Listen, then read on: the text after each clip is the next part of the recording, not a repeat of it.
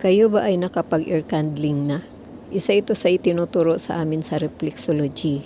At ito ay napakagaan na ginagawa para pagkakitaan.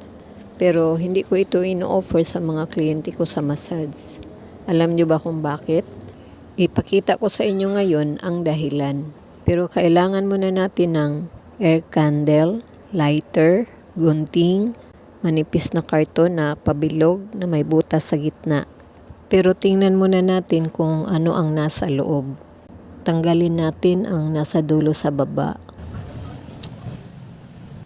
Ayan, may foam. Para kapag may apoy na, hindi mahulugan ng kahit ano sa loob ng tainga. Guntingin na natin.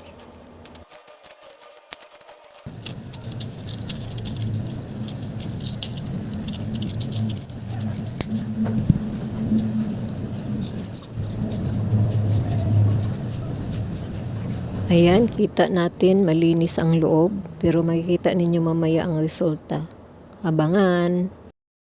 Kita nyo yung linya, dapat hanggang dyan lang ang apoy. Ayan, ipasok na natin sa butas at sindihan na natin. Pero hindi natin ito ilagay sa tainga. Gumawa ako ulit ng video dahil hindi ko nakunan ang umuusok sa baba.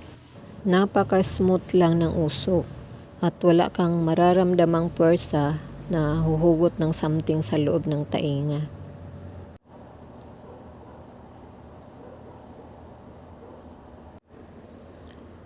Ayan, umabot na sa linya kaya patayin na natin ang apoy.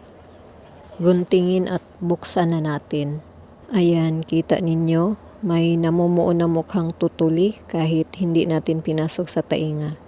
Kaya alam nyo na kung bakit hindi ko ito ino-offer sa iba para pagkakitaan.